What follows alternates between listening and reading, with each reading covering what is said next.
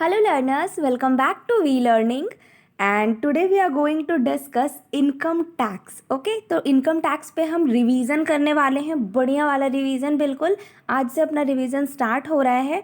तो हमारा तरीका क्या होगा रिवाइज करने का, तो हम MCQs करेंगे और उस पर डिटेल एक्सप्लेनेशन देखने वाले हैं। ओके तो कौन से क्वेश्चंस होंगे एमसीक्यूज में, वैसे क्वेश्चंस लेकर के आई हूँ जो आपके बार बार रिपीट हुए हैं एग्जाम्स में। ठीक है, अब एग्ज़ाम आ गया है, बहुत ज़्यादा हमारे पास टाइम नहीं है कि हम डिटेल में करें। तो हम क्या करेंगे, हम जो क्वेश्चंस बार बार रिपीट हुए हैं ना, जिस टाइप के क्वेश्चन जिस टॉपिक से, वो टॉपिक्स हम सारा अच्छे से कवर कर लेंगे। ओके और आज मैं लेकर के आई हूँ इनकम टैक्स में 5 हेड्स। ओके जो 5 हेड्स हैं ना इनकम के, वो करेंगे हम, और set of and carry forward वाले क्वेश्चंस करेंगे। और अगर आप मेरे चैनल पे न्यू हो तो चैनल को सब्सक्राइब कर लेना, और इस क्लास से कुछ भी न्यू इन्फॉर्मेशन मिली हो, कुछ भी अच्छा सीखा हो तो ज़रूर लाइक बटन पे प्रेस कर देना और ज़्यादा से ज़्यादा अपने फ्रेंड्स के साथ शेयर करो, क्योंकि यही मेरे मेहनत का फल होगा। ओके तो लाइक एंड शेयर करना मत भूलना। तो चलो स्टार्ट करते हैं। पहले हम MCQs करेंगे, मतलब क्वेश्चंस लगाएंगे और फिर उस पर डिटेल एक्सप्लेनेशन देखेंगे। और आपको क्या करना है, वीडियो को पॉज करके आंसर करने की कोशिश करना है पहले खुद से। कुछ तो पढ़ा होगा पहले से, थोड़ा बहुत भी BCom MCom में, उसके अकॉर्डिंग खुद से आंसर करने की कोशिश करो पहले। तो देखो फर्स्ट क्वेश्चन क्या बोलता है आपका, when the income earned in an year is taxed in the same year. जब आपको इनकम अर्न होती है जिस साल में, उसी साल में, उसी सेम ईयर में अगर आप उसको टैक्स देते हो उसका, तो उसको क्या बोलेंगे, advanced assessment, super assessment, accelerated assessment, या फिर नन ऑफ द अबव, या इसमें से कोई नहीं, क्या बोलेंगे। तो देखो ये कंसेप्ट जानने के लिए पहले हमें क्या जानना ज़रूरी है इसके आंसर के लिए, कि 2 असेसमेंट ईयर होते हैं मेनली, 2 ईयर होते हैं मेनली। ओके एक तो प्रीवियस ईयर और एक होता है आपका क्या, असेसमेंट ईयर। जैसे अभी अगर आप प्रीवियस असेसमेंट ईयर लेकर चलो तो हमारा असेसमेंट ईयर क्या निकल कर आएगा, 2021, है ना, ये अपना असेसमेंट ईयर होगा। और प्रीवियस ईयर हमारा क्या आएगा, तो हम करेंगे 1920 का लेंगे हम प्रीवियस ईयर 1920, है ना, और असेसमेंट ईयर क्या आएगा अपना 2021 आएगा। तो अब क्वेश्चन में क्या बोल रहा है कि आपने इनकम अर्न किया जिस साल में, उसी में सेम ईयर में आपने टैक्स भी पे किया है। जबकि हम टैक्स कब पे करते हैं, जब असेस कर रहे हैं। असेसमेंट ईयर में प्रीवियस ईयर में जितना अर्न किया हमने, उसकी पेमेंट होती है आपके असेसमेंट ईयर में, है ना। तो अब प्रीवियस ईयर में जब आपने इनकम अर्न किया तभी आपने पेमेंट भी कर दी, तो उसको क्या बोलेंगे, उसको बोलते हैं हम एसेलरेटेड असेसमेंट। क्लियर, ठीक है, जब इनकम हुआ तभी के तभी हमने टैक्स पे कर दिया, तो तब उसको बोलते हैं एसेलरेटेड असेसमेंट। अब इसके ना कुछ कंडीशंस होते हैं, क्योंकि जनरली तो हम असेसमेंट ईयर में पेमेंट करते हैं, है ना, लेकिन प्रीवियस ईयर में पेमेंट हम कब करते हैं, मतलब जब अर्न किया तभी के तभी पेमेंट हम कब करते हैं, तो उसके लिए कुछ केसेस हैं। देखो कुछ ये 6 कंडीशंस हैं, ठीक है। फर्स्ट क्या है, income of a person living India, ठीक है, वैसे इंसान का, वैसे बंदे का हम ऐसे एसेलरेटेड असेसमेंट करते हैं जो इंडिया छोड़कर जाने वाला है। तो गवर्नमेंट बोलती है तो ये इंडिया छोड़ के जाने वाला है, तो चलो तहसील लो, ले लो पैसे, ठीक है, इनकम ले, टैक्स ले लो, चार्ज कर लो अभी के अभी। तो ये एक केस होता है, मैंने सेक्शन लिख रखा है साइड में, वो देखते जाना, ठीक है। अभी दूसरा क्या है आपका, तो income of a person likely to transfer property to avoid tax. अब ये वो बंदे हैं ना जो बहुत चतुर होते हैं, टैक्स को अवॉइड करने के लिए प्रॉपर्टी ट्रांसफ़र कर देते हैं कि भाई टैक्स ही नहीं पे करना पड़ेगा, ठीक है। तो क्या गवर्नमेंट बेवकूफ़ बैठी है, गवर्नमेंट बोलती है तभी के तभी चार्ज कर लो, जब इसने इनकम लिया, जब इसको इनकम हुआ तभी के तभी टैक्स लगा दो इस पर, ठीक। अच्छा अभी नेक्स्ट क्या है, इनकम ऑफ डिसकंटिन्यूड बिजनेस और प्रोफेशन। अब ऐसे बिजनेस या ऐसे प्रोफेशन जो डिसकंटिन्यूड, मतलब अब आगे नहीं जाने वाले हैं, ठीक है, ख़त्म हो जाएंगे, बंद हो जाएंगे, तो तभी के तभी टैक्स चार्ज कर दो तो बढ़िया है ना, वरना बंद करके कहाँ चला जाए क्या पता, ठीक है। अब नेक्स्ट और क्या केस होता है एक, तो income from shipping business of non resident, जो शिपिंग बिजनेस होते हैं ना, और वो भी किसके, नॉन रेसिडेंट के, तो उस पर भी तभी के तब चार्ज कर लिए जाते हैं। ठीक है, जब इनकम हुआ तभी टैक्स भी लगा दिया। और income of bodies formed for short duration, जो थोड़े समय के लिए जो बिजनेस होते हैं ना, या फिर जो भी इनकम आप अर्न कर रहे हो थोड़े समय के लिए, शॉर्ट ड्यूरेशन वाली किसी भी कुछ भी अचीव करा है आपने, या कुछ भी बिजनेस या प्रोफेशन जो शॉर्ट ड्यूरेशन के लिए करा है, तो उस केस में भी बोलते हैं कि नहीं भाई, पता नहीं आप रहोगे या नहीं रहोगे, क्या करने वाले हो आगे, तो हमें अभी ही टैक्स दे दो। ठीक है। और जनरल कमेंट मतलब कोई जो बंदा साथ ही साथ खुद से बोल देता है, मतलब शरीफ है जो, ठीक है, जो साथ ही साथ बोल दे रहा है हाँ ठीक है चलो अब हम दे देंगे टैक्स, कि हम अब बिजनेस खुद ही डिसकंटिन्यू करने वाले, या जो भी वो खुद से जो कमिट कर दे ना, तो तब उसका क्या होता है, उसी समय टैक्स चार्ज कर दिया जाता है प्रीवियस ईयर में ही। ठीक है, ये सिचुएशंस होती हैं। तो आंसर क्या होगा, एक्सेलरेटेड असेसमेंट, और ये सारे यहाँ पे कंडीशंस हो गए। चलो अब चलते हैं हम नेक्स्ट क्वेश्चन पे। क्वेश्चन नंबर 2 क्या बोलता है, असर्शन रीजनिंग का क्वेश्चन है आपका। ठीक है, फर्स्ट असर्शन क्या बोलता है, ₹70,000 received from grandfather is not taxable in the hands of an individual. 70,000 receive हुआ है ग्रैंडफादर के द्वारा, तो वो आपका इंडिविजुअल के केस में नॉट टैक्सेबल होगा, टैक्स नहीं लगेगा उस पर। तो बिल्कुल सही बोल रहे हैं ना, एग्जेम्प्टेड होगा।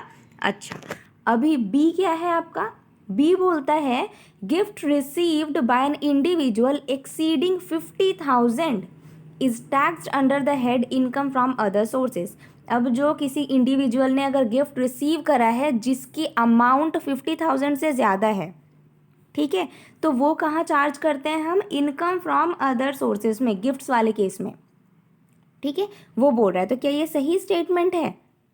ठीक है, ये आपको देखना है। अब ऑप्शन है आपके पास, both correct, R is the correct explanation of A, या फिर both correct, R is not the correct explanation of A, या फिर A is correct but R is not correct, A is incorrect but R is correct.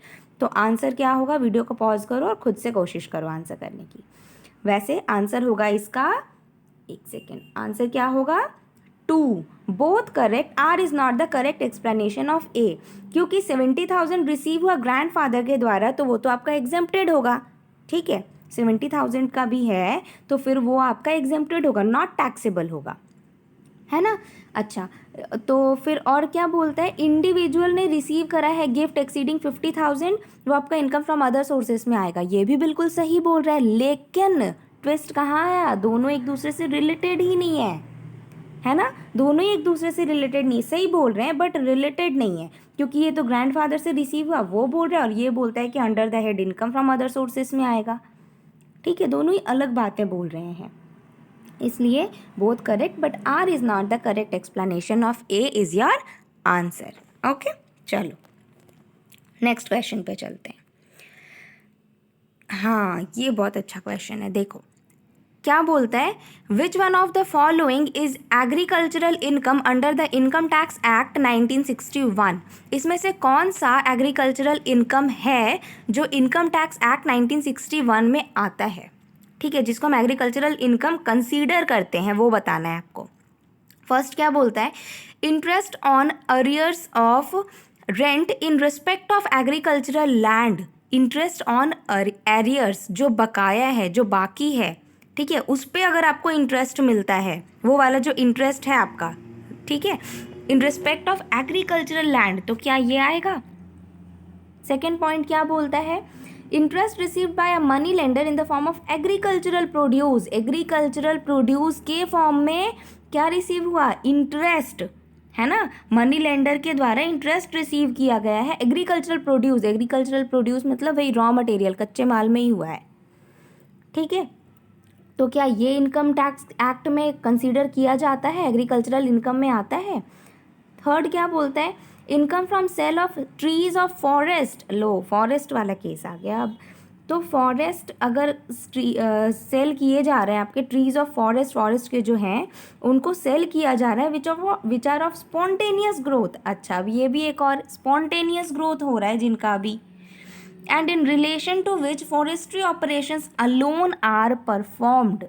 तो क्या ये आएगा आपका agricultural income में? फोर्थ क्या बोलता है? अब फोर्थ पे आ जाओ। Interest on capital received by a partner from the firm engaged in agricultural operations, ये मिला हमें answer. Fourth is the answer.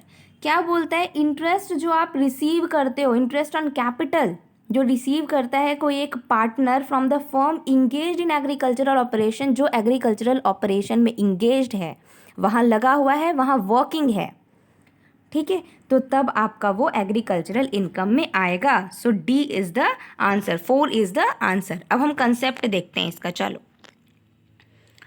ठीक है।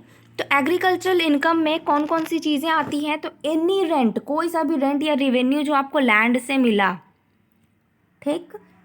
अब any income derived from such land bye agriculture और होगा ये एग्रीकल्चर और प्रोसेसिंग ऑफ एग्रीकल्चरल प्रोड्यूस, कोई भी इनकम जो आपको एग्रीकल्चर या उस एग्रीकल्चरल प्रोड्यूस से मिला, ठीक, या फिर any income from farm building से मिला, तो ये सारी चीज़ें एग्रीकल्चरल इनकम में आएंगी। लेकिन इसमें भी बेसिक कंडीशंस हैं। क्या है वो बेसिक कंडीशंस? तो ये इनकम तभी आपके एग्रीकल्चरल इनकम में कंसीडर होंगी जब आपका वो इनकम लैंड से हो रहा हो, ठीक है, मतलब एग्रीकल्चर जो आपने एग्रीकल्चर कर रखा है, खेती कर रखी है, वो लैंड पे करी है, और land should be situated in India, और लैंड कहाँ होनी चाहिए? ऐसा नहीं विदेश में लगा रहे और यहाँ पे देख रहे हैं, तो वो एग्रीकल्चरल इनकम में नहीं आएगा। लैंड कहाँ होना चाहिए? आपका इंडिया में होना चाहिए। And land should be used for agricultural purpose, और वो लैंड सिर्फ और सिर्फ एग्रीकल्चरल पर्पज़ के लिए ही होना चाहिए, तब ये सारे चीज़ें आएंगी आपकी, ठीक है। तो ये होता है आपका एग्रीकल्चर इनकम। अच्छा, अब नॉन एग्रीकल्चरल इनकम में कौन सी चीज़ें आएंगी? तो ये आपको बाय हार्ट लर्न करने होंगे, ठीक है, समझ कर करते हो, अगर माइंड में सेट हो जाता है देन वेल एंड गुड, और नहीं होता अगर तो फिर इसको रट जाओ, ठीक है, 4-5 बार पढ़ोगे ना तो माइंड में सेट हो जाएगा। Income from sale of grass trees grown spontaneously, लगे हुए हैं, ग्रो कर रहे हैं अभी, या फिर income from sale of salt produced by flooding of water, ये भी नहीं आएगा। स्टोन क्वेरीज नहीं आएगा आपका। ब्रीडिंग ऑफ लाइव स्टॉक, ये भी नहीं आएगा। Dairy farming, butter and cheese से जो हो रहा है इनकम, वो भी नहीं आएगा। पोल्ट्री फार्मिंग नहीं आएगा। इनकम फ्रॉम फिशरीज नहीं आएगा। Preservation of potatoes by refrigeration, preserve करके रखते हैं ना कि ख़राब ना होवे, ठीक है, क्या फिट फॉर प्रोड्यूस जिसको बोलते हैं हम, वो भी एक वर्ड है, फिट फॉर प्रोड्यूस, तो वो वाली चीज़ तो वो भी नहीं आएगी आपकी। इनकम फ्रॉम ब्रिक मेकिंग, वो भी नहीं आएगा। Income from supplying water to agriculturalist, ठीक है, वो जो सप्लाई कर रहे हो आप वाटर एग्रीकल्चरलिस्ट को, वो भी नहीं आएगा आपका। Interest on arrears of rent, हमने करा ना इससे पहले क्वेश्चन में, अरियर्स ऑफ रेंट वो आ रहा था क्या? नहीं आ रहा था। Profit on sale of stand in crops, वो भी नहीं आएंगे। Income derived from letting out of land नहीं आएगा। रॉयल्टी इनकम ऑफ माइंस नहीं आएगा। तो ये चीज़ें हैं नॉन एग्रीकल्चरल इनकम। तो इनको अगर आप कर लेते हो, ये और एग्रीकल्चरल इनकम इससे पहले वाली स्लाइड, तो हो जाएंगे फिर आपके एग्रीकल्चरल इनकम वाले चीज़ कॉन्सेप्ट, ठीक है। चलो आगे बढ़ते हैं, नेक्स्ट क्वेश्चन पे आते हैं, है ना। नेक्स्ट क्वेश्चन क्या बोलता है? The process of adjustment of loss from a source under a particular head of income from other sources under the same head of income is called. क्या बोल रहा है क्वेश्चन में कि जो आपको लॉस होते हैं ना, लॉसेस हो रहे हैं, ये सेट ऑफ वाला है आपका, ठीक है। तो जो लॉस होता है, तो लॉस हम सेट ऑफ कर रहे हैं सेम हेड में, ठीक है, सेम हेड ऑफ इनकम में सेट ऑफ किए जा रहे हैं। अगर जो जिस भी टाइप का लॉस हुआ है, तो सेम हेड ऑफ इनकम में अगर उसका सेट ऑफ हो रहा है, तो वो क्या कहलाता है, कौन सा एडजस्टमेंट कहलाता है? तो मैं बताऊं, सेट ऑफ के लिए ना आपका, एक सेकेंड देखो, सेट ऑफ के लिए ना 2 चीज़ें आती हैं। एक तो है आपका क्या, इंट्रा, ठीक, और एक है आपका इंटर, ठीक है। तो एक जो है इंट्रा हेड होता है, और एक होता है आपका इंटर हेड एडजस्टमेंट। तो इंट्रा हेड एडजस्टमेंट का मतलब है कि आप सेम हेड ऑफ इनकम में एडजस्टमेंट कर रहे हो, ठीक। और जैसे कैपिटल गेन का होता है ना, कैपिटल गेन में कंडीशन होता है कि आप कैपिटल गेन जो हुए हैं, तो वो आप उसी से कर सकते हो, है ना। कैपिटल गेन वाले जो सेट ऑफ होते हैं लॉसेस, वो आप कैपिटल गेन के ही इनकम से सेट ऑफ कर सकते हो, ठीक है। और जो इंटर हेड्स होते हैं ना, मतलब एक में इनकम हुआ, लॉस हुआ, ओके, एक में लॉस हुआ, लेकिन आप उसको सेट ऑफ कर सकते हो किसी भी दूसरे हेड से, या कोई भी दूसरे हेड से जब आप सेट ऑफ करते हो, ठीक है, कर सकते हो। जैसे अपना हाउस प्रॉपर्टी के केस में होता है ना कि आप दूसरे हेड से भी सेट ऑफ कर सकते हो उसको, है ना, उसके जो लॉस होते हैं, तो उसको बोलते हैं हम इंटर हेड्स। तो अब बताओ इस क्वेश्चन का आंसर क्या होगा। जब सेम हेड में कर रहे हैं तो आंसर क्या होगा आपका, intra head. Intra head adjustment is the answer for this particular question, okay. चलो अब देखो, ये थोड़े कंसेप्ट देख लो, carry forward and set off losses वाले, बहुत इंपॉर्टेंट हैं। क्या है, इनकम फ्रॉम सैलरी, सैलरी से जो आपको इनकम होती है ना, तो उसके लॉसेस सेट ऑफ नहीं हो सकते, नहीं, ठीक, नॉट एप्लीकेबल। कैरी फॉरवर्ड भी नॉट एप्लीकेबल।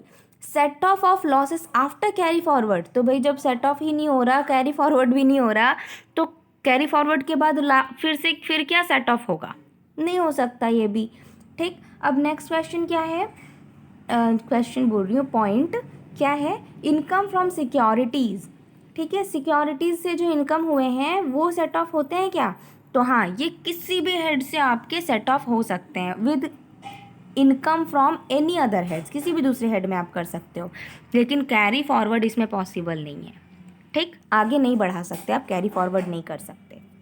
अच्छा, इनकम फ्रॉम हाउस प्रॉपर्टी, तो with income from any other heads, इसमें क्या होता है, इनकम होता है आपको किसी भी दूसरे, इसको आप सेट ऑफ कर सकते हो किसी भी दूसरे हेड से, ठीक है, किसी भी दूसरे हेड के इनकम से सेट ऑफ कर सकते हो। Carry forward not possible, possible नहीं है इसमें भी कैरी फॉरवर्ड।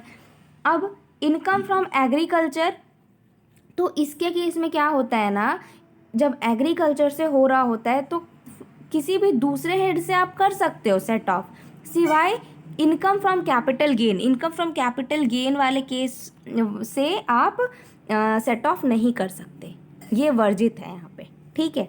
अब कैरी फॉरवर्ड पॉसिबल है, हाँ पॉसिबल है इसमें कैरी फॉरवर्ड, और set off losses after carry forward, carry forward के बाद भी क्या सेट ऑफ कर सकते हैं, तो हाँ कर सकते हैं, लेकिन सिर्फ और सिर्फ एग्रीकल्चर इनकम से ही कर सकते हैं, ठीक है। अच्छा, नेक्स्ट क्या है, income from business and profession, PGBP के केस में क्या होता है, तो आप इसमें भी वही चीज़ है, ठीक है, जैसे इनकम फ्रॉम एग्रीकल्चर में था वैसा ही है, आप दूसरे किसी भी हेड से कर सकते हो, ठीक है, दूसरे किसी भी हेड से सेट ऑफ कर सकते हो, लेकिन सिवाय capital gain and house property, एक ऐड हो गया हाउस प्रॉपर्टी यहाँ पे, तो कैपिटल गेन और हाउस प्रॉपर्टी से आप नहीं कर सकते सेट ऑफ, और सारे दूसरे हेड से कर सकते हो। और कैरी फॉरवर्ड इसमें पॉसिबल है, और ये आपका सेट ऑफ होता है कैरी फॉरवर्ड के बाद, तो हाँ होता है, लेकिन सेम बिजनेस से ही होगा, ठीक है, सेम बिजनेस से होगा। अच्छा, अब इनकम फ्रॉम कैपिटल गेन, जो आपको इनकम हो रहा है कैपिटल गेन से, ठीक है, तो उसके सेट ऑफ कैसे होते हैं, तो मैंने पहले भी बताया ना क्वेश्चन में, ये जो ऐसा केस है ना जिसमें आपका सिर्फ और सिर्फ कैपिटल गेन से ही सेट ऑफ हो सकता है, कोई दूसरे सोर्सेस नहीं यूज़ कर सकते हम, ठीक है। और कैरी फॉरवर्ड के केस में तो it is possible only if amount exceeds 5000, जब 5000 आपका एक्सीड करता है तभी आप इसको कैरी फॉरवर्ड करते हो, और सेट ऑफ करते हो लॉसेस आफ्टर कैरी फॉरवर्ड, तो वो कब होता है, तो सेम बिजनेस से होगा, मतलब कैपिटल गेन से ही आप ये चीज़ कर सकते हो, कैरी फॉरवर्ड के बाद भी सेट ऑफ कर सकते हो, ठीक है। आई होप ये कंसेप्ट हो गए हों, और ये जो चीज़ें मैं दे रही हूँ ना, मैं तो पीडीएफ प्रोवाइड करूँगी टेलीग्राम पे, लेकिन अगर आप चाहो तो इसको फिर से रीड करने के लिए ना स्क्रीनशॉट लेकर के रख सकते हो, ओके। चलो नेक्स्ट क्वेश्चन पे चलते हैं।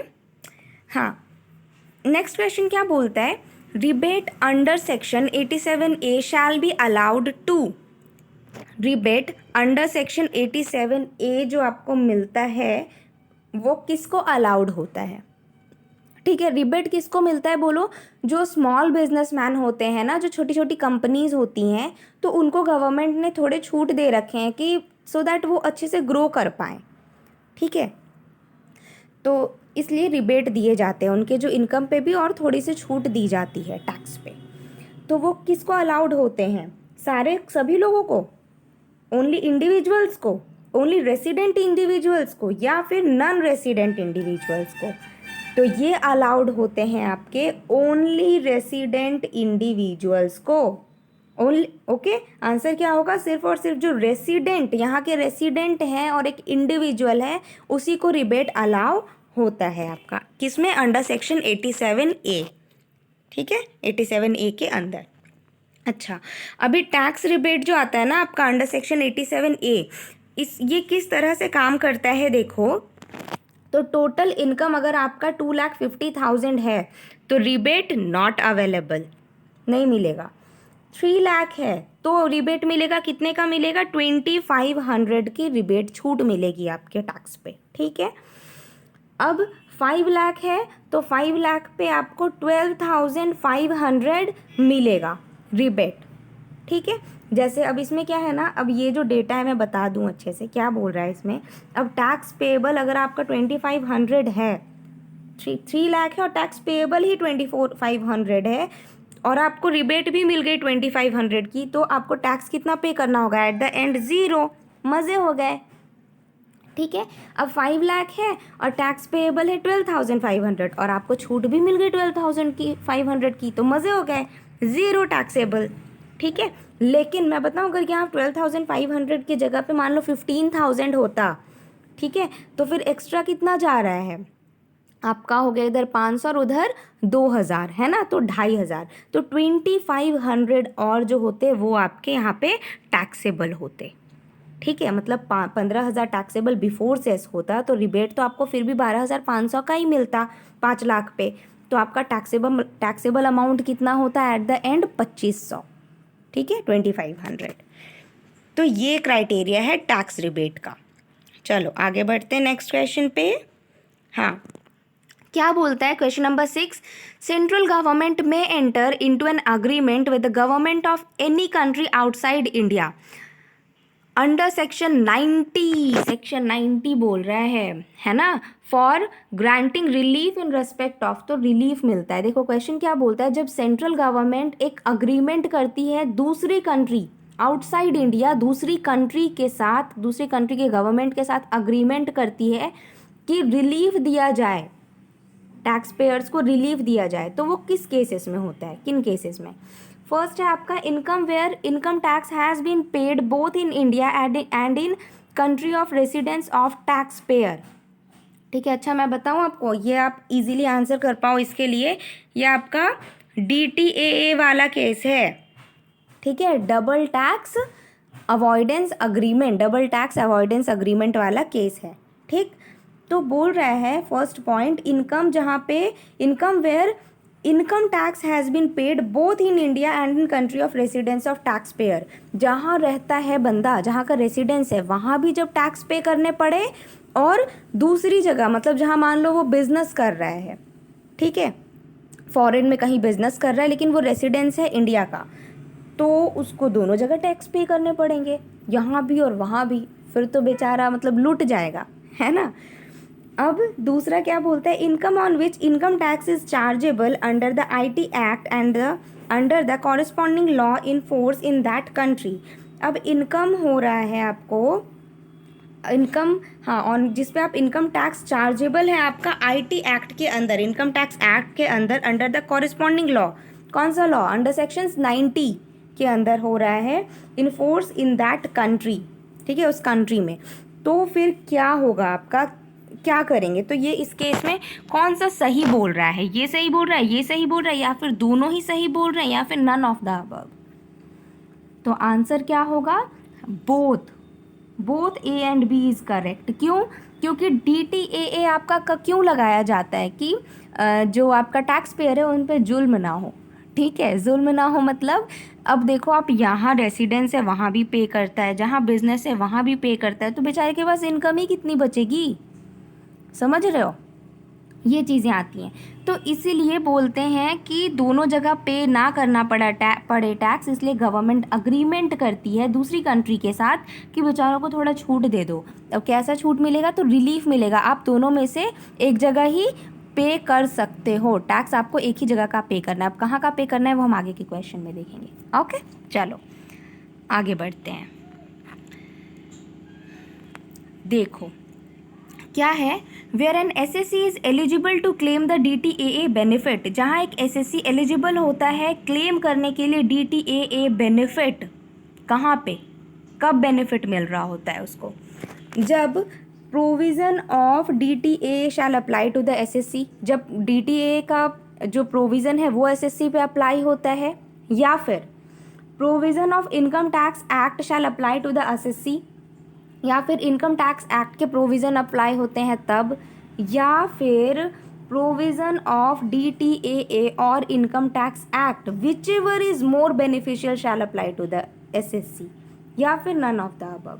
तो आंसर क्या होगा, आंसर होगा आपका 3। Okay, provision of DTA double taxation avoidance agreement या फिर इनकम टैक्स एक्ट, दोनों में से जो ज़्यादा बेनिफिशियल होगा ना एसएससी के लिए, गवर्नमेंट के लिए नहीं, एसएससी के लिए जो ज़्यादा बेनिफिशियल होगा वो वाला एसएससी उसके लिए एलिजिबल होता है, उसके लिए वो क्लेम कर सकता है DTAA का बेनिफिट, वहाँ से ले सकता है। ओके, ये चीज़ें। अच्छा, और एक चीज़ देखो, DTAA का जो बेनिफिट है ना वो आपका बायलैटरल अग्रीमेंट में आता है। ठीक है, 2 अग्रीमेंट होते हैं, एक तो यूनिलैटरल और एक होता है आपका बायलैटरल।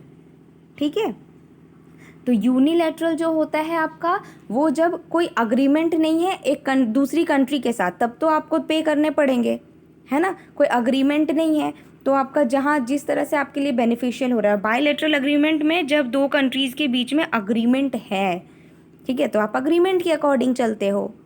ठीक है, तो ये 2 केसेस आते हैं, यूनिलैटरल एंड बायलैटरल वाला केस। अच्छा, अभी डबल टैक्सेशन का यहाँ पे मैंने मीनिंग दे रखा है। देखो डबल टैक्सेशन क्या है, इम्पोजिशन ऑफ 2 और मोर टैक्सेस, 2 या 2 से ज़्यादा टैक्स जब लग रहे होते हैं सेम इनकम पे या एसेट्स या किसी भी तरह के फाइनेंशियल ट्रांजैक्शंस पे इन डिफरेंट कंट्रीज़, 2 अलग अलग कंट्रीज़ में सेम इनकम पे, same asset, same financial transaction पे जब लग रहा होता है टैक्स, तो उसको हम बोलते हैं डबल टैक्सेशन, है ना। ये मेनली क्यों होता है, जब टैक्स लॉज ओवरलैप कर गए, एक जैसे हो गए, and over regulation of countries and individual does business, या फिर जहाँ पे बिजनेस कर रहा है वहाँ पे रेगुलेट कर रखी है कंट्री, है ना, वहाँ पे, तो ये चीज़ें होती हैं। और यहाँ पे मैंने एग्जाम्पल दे रखा है। खैर मैंने अभी इतना कुछ बोल दिया ना, आप समझ गए होगे, एग्जाम्पल की ज़रूरत नहीं है अभी। चलो आगे बढ़ते हैं। अच्छा, क्वेश्चन नंबर 7 क्या बोलता है, surcharge applicable to a foreign company for the previous year 2019-2020 is, surcharge applicable हो रहा है कहाँ, फॉरेन कंपनी में। याद रखो, फॉरेन कंपनी बोल रहा है, डोमेस्टिक नहीं है। डोमेस्टिक का अलग केस होता है, फॉरेन कंपनी का अलग केस होता है ना, पढ़ेंगे हम आगे भी। तो देखो फॉरेन कंपनी के केस में क्या होता है आपका, तो सरचार्ज पहले होता क्या है, तो सरचार्ज मतलब टैक्स के ऊपर टैक्स देना। ठीक है, इनकम के ऊपर सरचार्ज कभी नहीं लगता, ये याद रखना है। सरचार्ज कब लगता है, टैक्स के ऊपर और टैक्स देने पड़ जाते हैं। ठीक है, जब टैक्स आपका जो लिमिट है ना उसको क्रॉस कर दिया है, आपका इनकम बहुत ज़्यादा अच्छा खासा इनकम हो रहा है, तो टैक्स के ऊपर और टैक्स देने पड़ते हैं, उसको हम बोलते हैं सरचार्ज। तो फॉरेन कंपनी के केस में कैसे एप्लीकेबल होता है, फर्स्ट है आपका 5% if the total income exceed 1 crore, 1 crore से ज़्यादा हो गया तो 5% लगाते हैं, या फिर 10% लगाते हैं जब आपका टोटल इनकम 1 करोड़ को एक्सीड कर जाता है, या फिर 2% लगाते हैं अगर आपका 10 करोड़ को एक्सीड कर जाता है टोटल इनकम, या फिर 2% जब आपका 1 करोड़ से 10 करोड़ के बीच में टोटल इनकम हो तो 2% लगाते हैं, और 10 करोड़ से ज़्यादा हो जाए तो 5% लगाते हैं। ठीक है, तो कौन सा सही है इसमें से, तो सही आंसर कौन सा है आपका, 4 इज़ द राइट आंसर। ठीक है, मैं अभी सही आंसर बोलने वाली थी, तो 4 इज़ द राइट आंसर। तो 2%, तो केस क्या है, 1 करोड़ से 10 करोड़ के बीच में होना, तो आपको कितना चार्ज लगाना है, 2%। और अगर 10 करोड़ से ज़्यादा हो रहा है, ठीक है, 10 करोड़ से भी ज़्यादा हो रहा है तो कितना लगाना है आपको, 5% सरचार्ज, याद रहेगा। ओके, चलो अब आगे कंसेप्ट देख लो। अब ये तो मैंने फॉरेन वाले बताए ना, अब ये डोमेस्टिक कंट्री हमारी इंडिया का देख लो। इंडिया में सरचार्ज का क्या है, टैक्स स्लैब, तो 50 लाख से 1 करोड़ तक होता है ना तो 10% लगेगा, 1 करोड़ से 2 करोड़ के बीच होता है तो 15% लगेगा, 2 करोड़ से 5 करोड़ के बीच होता है तो 25% लगेगा, और 5 करोड़ भी क्रॉस कर गया तो 37% लगता है सरचार्ज। ठीक, क्लियर ये चीज़ें हो गई। चलो अब आगे बढ़ते हैं। हाँ, क्वेश्चन नंबर 8 क्या बोलता है, Mister X had unabsorbed depreciation of 20,000। Mister X के अनएब्जॉर्ब्ड डेप्रिसिएशन हो रहे हैं कितने, 20,000 के, which was unable to be set off during the current assessment year, जो कि अनेबल है आपका, which was unable to set off, हाँ, जिसमें आप वो सेट ऑफ नहीं कर रहा करंट असेसमेंट ईयर में, तो इट कैन बी, तो वो क्या होगा, उस अमाउंट का क्या होगा। ये अनएब्जॉर्ब डेप्रिसिएशन क्या होता है बोलो, ये होता है आपका अनयूटिलाइज्ड डेप्रिसिएशन, है ना, जिसपे आप एक्सपेंसेस के लिए आप क्लेम भी नहीं कर सकते, अनयूटिलाइज्ड है क्योंकि आप क्लेम नहीं कर सकते, तो क्योंकि आपको प्रॉफिट ही कम हुए हैं, है ना, ये वाली चीज़ है, अनयूटिलाइज्ड डेप्रिसिएशन है। तो इसको आप सेट ऑफ कैसे करते हो, तो can be carried forward for 4 years, ठीक है, 4 ईयर्स के लिए आप कैरी फॉरवर्ड कर सकते हो, 8 ईयर्स के लिए कर सकते हो, इनडेफिनेटली जितने दिन मन करते रहो कैरी फॉरवर्ड, या फिर can not be carry forward, या फिर कैरी फॉरवर्ड हो ही नहीं सकता। आंसर क्या होगा, तो आंसर क्या होगा इसका पता है, आंसर होगा can be carry forward indefinitely, जितने दिन मन है करते रहो कैरी फॉरवर्ड। मज़े हो गए, ठीक है। अच्छा, और एक बात ये आपको पता है, ये इनकम, ये जो आपका कैरी फॉरवर्ड होता है ना, ये जो आपके अनयूटिलाइज्ड डेप्रिसिएशन होते हैं, इसको आप सेट ऑफ कैसे कर सकते हो, किसी भी अदर हेड से कर सकते हो, किसी से भी, कोई भी अदर हेड से आप इसको सेट ऑफ कर सकते हो, ये वाली चीज़ भी होती है, ये भी याद रखना, ठीक है। चलो अच्छा, क्वेश्चन नंबर 9 देखो, क्वेश्चन नंबर 9 क्या बोलता है, 2 स्टेटमेंट दे रखी हैं A and B. First statement है टैक्स इवेजन के बारे में, तो tax evasion is planning done to take advantage of loopholes in the law to minimise the tax. Tax evasion की जाती है, तो ये प्लानिंग की जाती है इसमें to take advantage of loopholes, loopholes की एडवांटेज ली जाती है। लूप होल्स मतलब जहाँ से तरीका मिल रहा है ना, बच बचा के निकल लो, टैक्स को अवॉइड करके निकल लो। In the law to minimise tax, tax को मिनिमाइज करने के लिए ऐसा किया जाता है, ठीक है। ये फर्स्ट स्टेटमेंट बोल रहा है। दूसरा स्टेटमेंट क्या बोल रहा है, tax avoidance is suppressing income for inflating expenditures and deliberately manipulating records to minimise tax. Manipulation हो रहा है, मैनिपुलेशन मतलब चेंजेस किए जा रहे हैं रिकॉर्ड्स में, जो अमाउंट है ना आपका वो चेंज किया जा रहा है, ठीक है। तो अब इसमें से कौन सा करेक्ट है, बोलो कौन सा इनकरेक्ट है, तो आंसर क्या होगा इसका, बोथ इनकरेक्ट। क्यों पता है, क्योंकि ये दोनों मैंने उल्टा लिखा है। टैक्स इवेजन होगा आपका ये वाला केस, और टैक्स अवॉइडेंस होगा आपका ये लूप होल वाला केस। टैक्स देखो 3 चीज़ें होती हैं, ठीक है। एक तो होता है आपका टैक्स प्लानिंग, एक होता है आपका क्या टैक्स अवॉइडेंस, और एक होता है आपका टैक्स इवेशन, ठीक है। टैक्स प्लानिंग ना सबसे बढ़िया चीज़ है, मतलब अच्छे से टैक्स प्लान करके चल रहे, कहाँ से डिडक्शन लगेगा, कितना लगेगा, सब कुछ अच्छे से लेके चल रहे हैं। लेकिन टैक्स अवॉइडेंस क्या है, तो टैक्स अवॉइडेंस मीन्स गवर्नमेंट ना कहीं चूक गई है, जिसका एडवांटेज हम ले रहे हैं, हम चतुर लोग ले रहे हैं एडवांटेज, ठीक है, तो उसको बोलते हैं टैक्स अवॉइडेंस, ठीक है। अच्छा, अभी टैक्स इवेजन क्या होती है, मतलब चोरी करना टैक्स की, ठीक है, इलीगल तरीके से टैक्सिंग करना, टैक्सेशन करना, ठीक है, तो उसको क्या बोलते हैं, टैक्स इवेशन। तो मैंने तो उल्टा बोला है, लूप होल वाला केस टैक्स अवॉइडेंस में आएगा, और मैनिपुलेट कर रहे हो आप रिकॉर्ड्स को, तो वो आ जाएगा आपका टैक्स इवेशन में, ठीक। तो आंसर क्या होगा इसका, बोथ इनकरेक्ट, दोनों ही गलत बोल रहे हैं, ठीक। चलो नेक्स्ट क्वेश्चन पे चलते हैं। क्वेश्चन नंबर 10 क्या बोल रहा है, question number 10, the due date of first instalment of advance tax by assessees other than companies are. Due date first instalment का कब लगता है एडवांस टैक्स के केस में, ठीक है। तो 5 अप्रैल, 5 जून, 5 सेप्टेम्बर, सॉरी 5 नहीं, इट्स 15th, ओके, 15 अप्रैल को, 15 जून को, 15 सितंबर को, या 15 दिसंबर को, कब लगता है ड्यू डेट, फर्स्ट इंस्टॉलमेंट कब लगता है। ठीक है, तो फर्स्ट इंस्टॉलमेंट कब लगता है? इसका आंसर होगा आपका 15th of June. 15th of June is the answer. अब कैसे है देखो, एक चार्ट के थ्रू बता दूं इसको। क्या है देखो, ड्यू डेट ऑन और बिफोर 15th जून। तो फर्स्ट आपका इंस्टॉलमेंट कब देना होता है? 15th जून या उससे पहले। कितने का कितना देते हैं हम एडवांस टैक्स का? 15%। ठीक, और 15 सितंबर या उससे पहले तक का आपको लगता है सेकेंड इंस्टॉलमेंट। ठीक है, उसमें देना होता है हमें 45%। और 15 दिसंबर या उससे पहले तक का हमारा होता है थर्ड इंस्टॉलमेंट, उसमें देना होता है हमें 75%। और 15 मार्च या उससे पहले का होता है हमारा last and the fourth instalment, जो जाता है अपना 100% के रेट से। ठीक है, क्लियर? चलो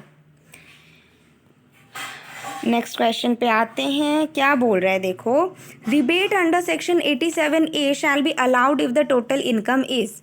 रिबेट अंडर सेक्शन 87A में अलाउड है टोटल इनकम का कितने तक का? कितने तक का रिबेट मिलता है? ये तो हलवा क्वेश्चन है, क्योंकि पहले हमने देख लिया वो चार्ट में कि कितना तक का लगता है। तो क्या होगा आंसर बोलो? Up to 5 lakhs। 5 lakhs तक का आपको लगता है। ठीक है, 5 lakhs तक का आपका अलाउड होता है रिबेट। ओके, चलो नेक्स्ट क्वेश्चन पे चलते हैं। हाँ, क्वेश्चन नंबर 12 क्या बोलता है? Amount of deduction in case of a person with severe disability under section 80U will be. अब डिडक्शन कितना मिलता है एक पर्सन को अगर उसे सीवियर डिसेबिलिटी है? ठीक है, under section 80U। Section 80U में अपना डिसेबिलिटी आता है ना, पर्सन डिसेबल है जो, वो वाला आता है आपका। तो सीवियर डिसेबिलिटी और डिसेबिलिटी दो अलग अलग केसेस हैं। तो सीवियर डिसेबिलिटी के केस में डिडक्शन कितने तक का मिलता है आपको? तो आंसर क्या होगा? 75,000 होगा क्या? 85,000, 1,50,000 या फिर 1,25,000? आंसर क्या होगा? आंसर होगा आपका 1,25,000। ओके, चलो अब इसका कंसेप्ट देखते हैं हम क्या है।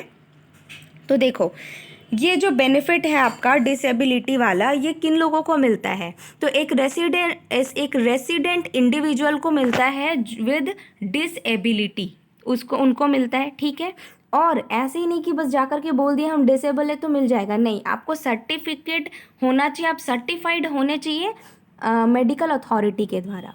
ठीक है, और ये सिर्फ एक इंडियन रेसिडेंट को ही मिलता है, कोई भी फॉरेन से आ जाए तो मिल जाए ऐसा नहीं है, इंडियन रेसिडेंट को ही मिलेगा आपको।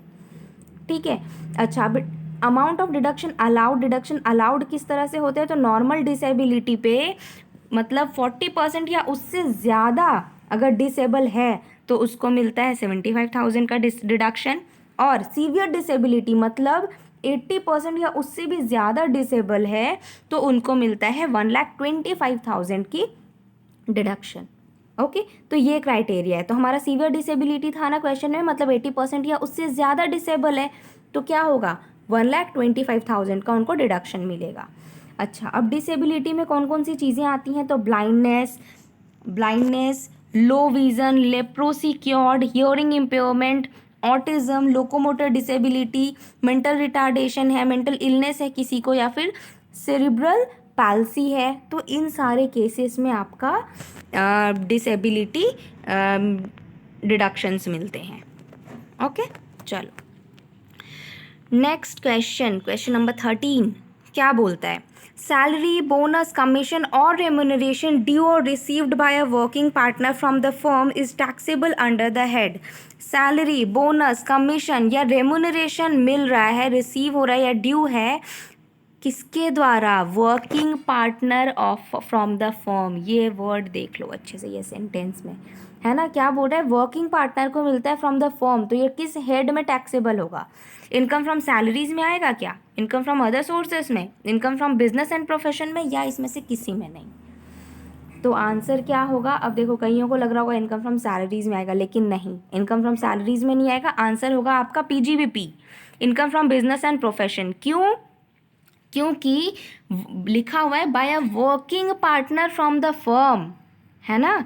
PGBP बिजनेस से आपको मिल रहा है, तो वो हो गया आपका income from business and profession answer. Okay, चलो नेक्स्ट क्वेश्चन पे चलते हैं।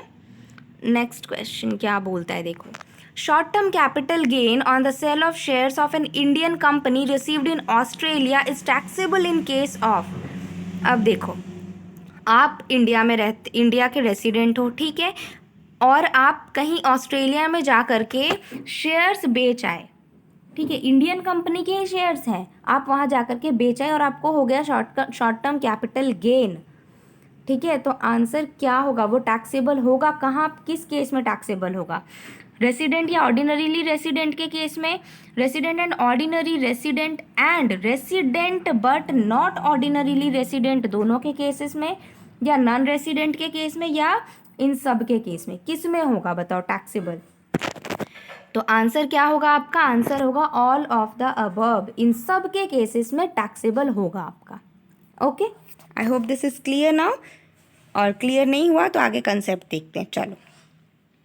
ओके, देखो क्या है रेसिडेंशियल स्टेटस का क्या होता है आपका, और ये टैक्स लाइबिलिटी किस तरह से लगता है। देखो ये चार्ट ना बहुत इंपॉर्टेंट है, इसको अच्छे से नोट डाउन करके रख लो। क्या है, income received in India accrue इन और आउटसाइड इंडिया। इनकम जो रिसीव हुआ है कहाँ, इंडिया में, जो अक्रू हुआ है इंडिया में या फिर आउटसाइड इंडिया में, तो वो आपका ROR के केस में क्या होगा, ठीक है, या फिर RNOR के केस में क्या होगा, मतलब resident but not ordinarily resident, या फिर नॉन रेसिडेंट के केसेस में क्या होगा। तो टैक्सेबल होगा आपका अगर रिसीव हुआ है इंडिया में, चाहे वो इंडिया में अक्रू हुआ हो या बाहर में हुआ हो, लेकिन इनकम तो इंडिया में रिसीव हुआ, तो आपका तीनों में ही वो आपका टैक्सेबल होता है। अब income deem to be received in India, deem to be received in India है, इसमें भी आपका तीनों में ही टैक्सेबल होगा, ठीक।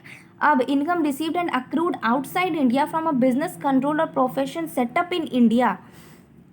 अब अगर इनकम रिसीव हुआ है या अक्रू हुआ है आउटसाइड इंडिया, इंडिया के बाहर हुआ है, ठीक है, लेकिन जो कंट्रोल और मैनेजमेंट है ना वो आपका इंडिया में है, तो ROR के केस में टैक्सेबल होगा, RNOR के केस में भी टैक्सेबल होगा, लेकिन नॉन रेसिडेंट के केस में नॉट टैक्सेबल होगा, ठीक है, क्योंकि कंट्रोल एंड मैनेजमेंट तो बहुत इंपॉर्टेंट है, ठीक है, तो वो नॉन रेसिडेंट के केस में नॉट टैक्सेबल होगा।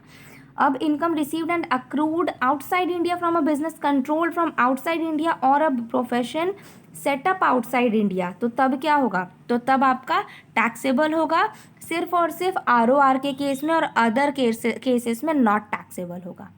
क्लियर, तो ये कॉन्सेप्ट है आपका।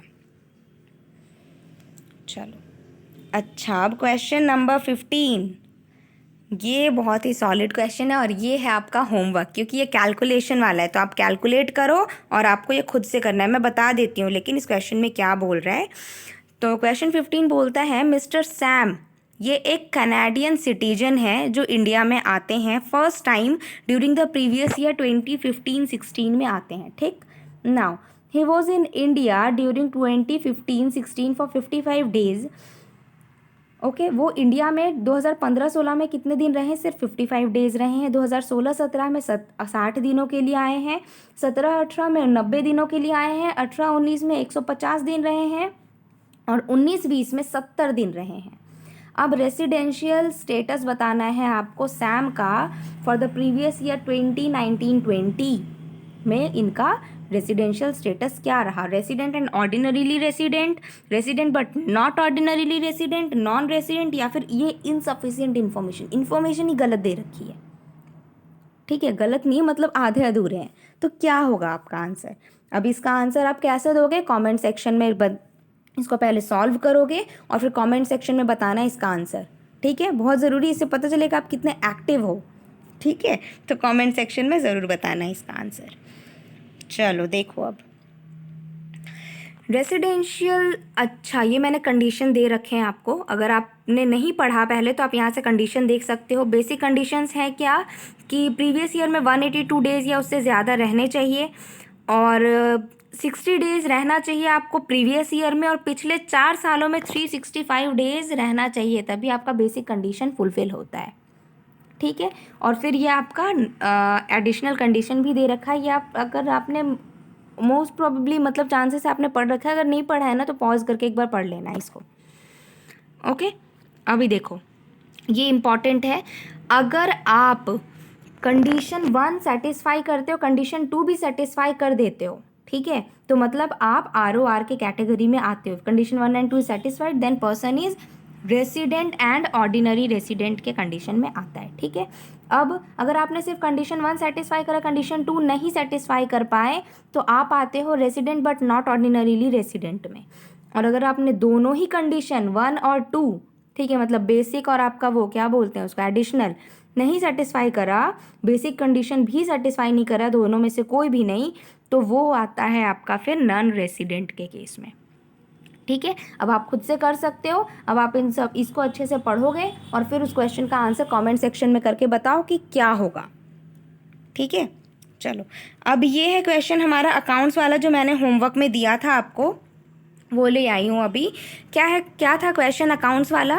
If vendors are issued fully paid shares of 12,000 in consideration of net assets of 9,000, अगर वेंडर पे करता है शेयर्स, है ना, 12,000 के इन कंसिडरेशन ऑफ नेट एसेट्स, मतलब है वो सामान 9,000 का, ठीक है, लेकिन वेंडर ने पे कितना कर दिया है? 12,000 शेयर्स के रूप में दिया है, ठीक है। तो जो एक्स्ट्रा उसने 3,000 पे करा है वो क्या कहलाएगा, किस में जाएगा? तो एक्स्ट्रा जो 3,000 दिए हैं ना हम उसने, वो जाएगा गुडविल अकाउंट में। Debited to goodwill account is the answer, ठीक है। तो कुछ लोगों ने आंसर दिया था कमेंट में, वो देख लो तो फिर आंसर मैच कर लेना। आंसर क्या है आपका? Debited to goodwill account, okay. चलो आगे बढ़ते हैं। हाँ, तो अब ख़त्म हुआ आपका इनकम टैक्स का ये एक पार्ट हमने कर लिया। अब नेक्स्ट पार्ट भी जल्दी ही आएगा। चैनल के साथ बने रहें, चैनल को सब्सक्राइब कर लेना अगर चैनल पे न्यू हो तो, सो दैट मैं जब भी न्यू वीडियोस लेकर आऊँ ना, सबसे पहले नोटिफिकेशन आपके फ़ोन पे आए, ठीक है, और आप इजीली एक्सेस ले पाओ। और अपने फ्रेंड्स के साथ शेयर करो अगर क्लास अच्छी लगती हो तो, और लाइक करना तो बिल्कुल नहीं भूलना, ओके। अगर क्लास अच्छी लगी हो, कुछ न्यू सीखा हो तो ज़रूर लाइक करना। It will be an appreciation for me as well, क्योंकि काफ़ी मोटिवेशन मिलता है उससे। और टेलीग्राम चैनल पे आपको इसके PDFs मिल जाएंगे। मेरे Telegram channel Target NET JRF with V learning करके सर्च करो, वहाँ से आप मुझे फॉलो कर सकते हो। यहाँ आपका पेपर 1 एंड पेपर 2 दोनों के ही MCQs रेगुलरली चल रहे हैं, डेली MCQs हो रहे हैं, ठीक है। तो आप इनको भी ज़रूर से ज्वाइन करो। और इंस्टाग्राम पे बर्नवाल 012 एंड फेसबुक पे वी लर्निंग करके सर्च करो, वहाँ से आप मुझे फॉलो कर सकते हो। So that's all for today's class. मिलते हैं नेक्स्ट क्लास में इनकम टैक्स के नेक्स्ट पार्ट पे, जिस पे हम कुछ वो करेंगे, हाउस प्रॉपर्टी वाले और कैपिटल गेन्स वाले क्वेश्चंस भी मैं लेकर के आऊँगी, ओके, क्योंकि प्रैक्टिकल क्वेश्चंस आते हैं उस पर, तो वो हम करेंगे, okay. So thank you, keep learning.